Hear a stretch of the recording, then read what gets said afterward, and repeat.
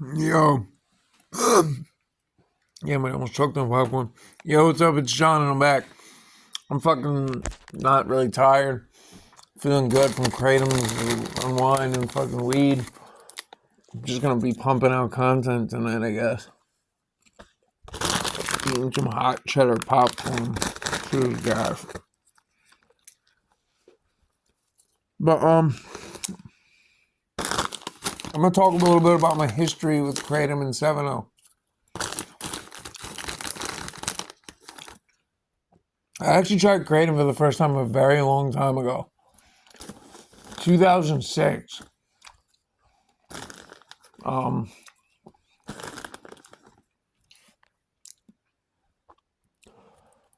had already been into other opiates, and honestly, the first time I tried kratom, it got me high as fuck, and I was nodding and everything.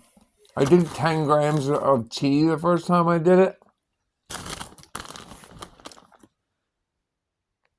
I used to order my stuff from the Kratom King back then in the day.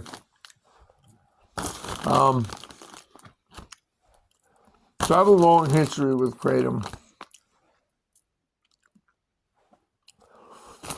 I like the extracts mainly.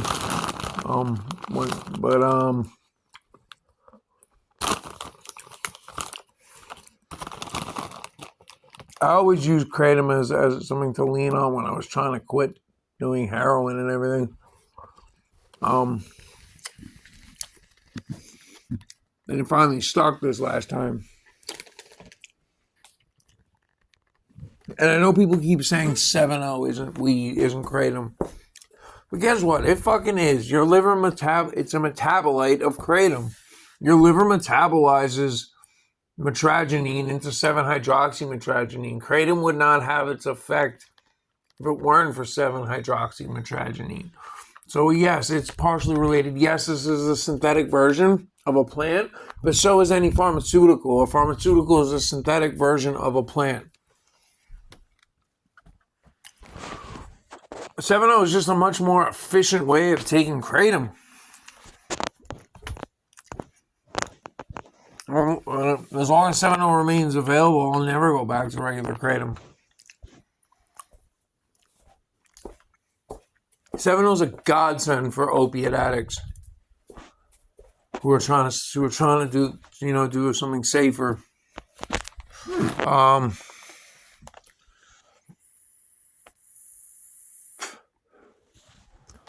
The kratom extracts are pretty good, but got to a point where I couldn't get any more up. You know what I'm saying? 7-0 doesn't have that. 7-0 is more like a legit opioid, which is cool. It's great for pain. Oh my god! Like when I take that shit, it melts the pain away.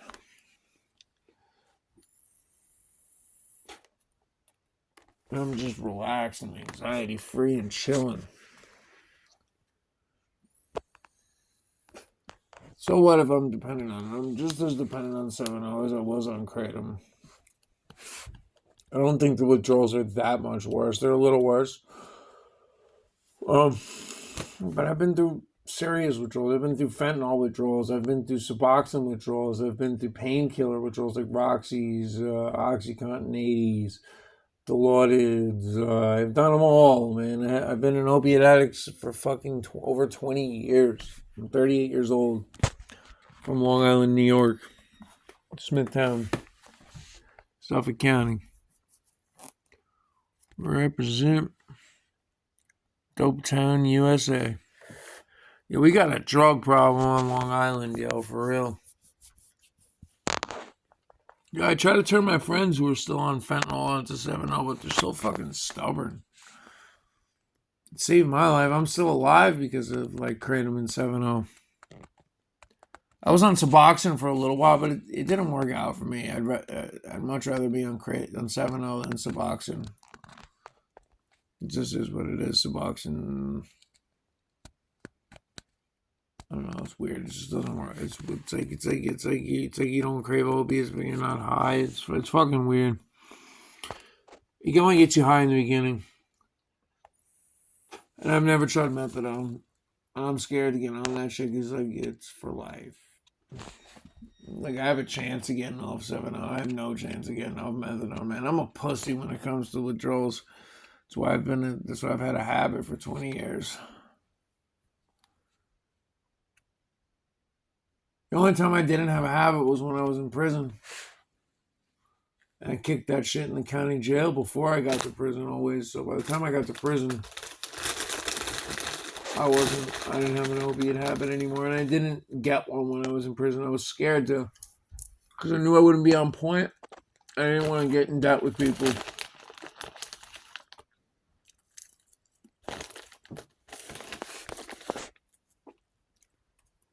So the jails I've been to, Nassau and Suffolk County jails. I've been in the Yaphank. I've never been in Riverhead. I've done more time in Nassau County Jail than Suffolk.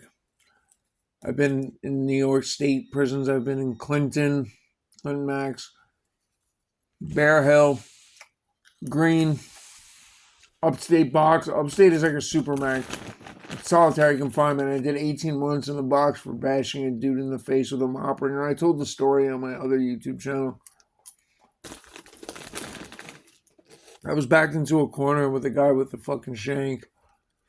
And there was a mop bucket behind me. And this was before they turned the mop buckets into those like spaghetti strainer things that you can't hurt people with. This was like a legit mop wringer. I pulled it off the bucket and whacked the dude in the face with it, like, and his whole fucking face came off. I beat him until the COs kicked the shit out of me and like pepper sprayed me. I did 18 months in the box for that. The box made me crazy, bro. I got released to the streets from the box.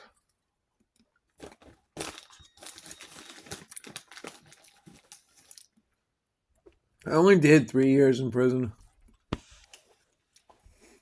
I got sentenced to probation for like some dumb like vandalism shit. And I couldn't stop smoking weed. And I had so many dirty errands for weed that they sent me to prison. Like, it was a felony. Like, I was on felony probation. That's why I went to prison, not county jail. The judge revoked my probation for all the dirty errands for weed that I had. And when I got out and I was on parole, that led me to doing a lot more harder drugs. Like, I got into ketamine and shit. I got out of prison in 2010. I got into like ketamine, K2, bath salts, like all the research chemicals. That's when I was reviewing stuff on my other channel. When I got out of prison in 2010 and I was on parole. I was in prison from 2007 to 2010.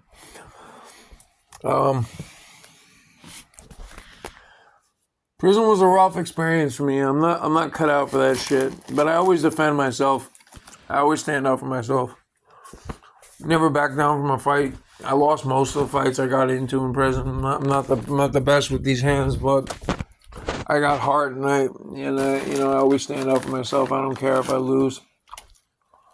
I got respect for that.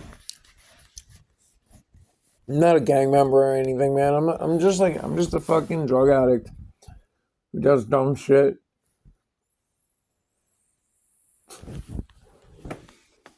I got youthful offender on that though. I was 19 when I got arrested in 2006. So, and I got youthful offender, so that shit's like sealed now.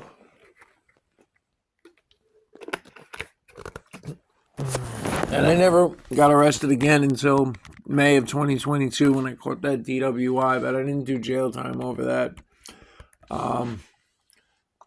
Except for like an overnight in the 6th precinct in Suffolk County. Well, some part of it I did in the 4th, and then they moved me to the 6th. But and then CI court in the morning, the holding cell, the bullpens, and then going up to arraignment. But like other than that, I just did a year of interim task. Task is like a drug program, and it's kind of like probation. You go every month to get drug tested. I had an interlock, the breathalyzer in my car for a year. I had to complete the interim task, but I was able to smoke weed and take benzos because I have a script for Klonopin and I have a medical marijuana card, and they allowed me to smoke weed and do benzos. I was and they allowed Ophelia Suboxone to be my treatment program that to be in and everything. I talked about this in the other video I posted earlier today. Getting the DWI was really what got me like totally clean. I was already off of street opiates and doing kratom at the time I got arrested for the DUI, but I was still doing cocaine and crack. So like I quit cocaine and crack, and while I was on task, I was doing psychedelics for a little bit, and it changed my perspective on like drugs. I was doing mushrooms and ketamine. I don't really do mushrooms and ketamine anymore. Like it was kind of like a phase. But I learned a lot of stuff from it, and it changed my whole perspective on drugs. And now I really just do weed and 7-0. I don't do anything else. I don't drink anymore or anything like that.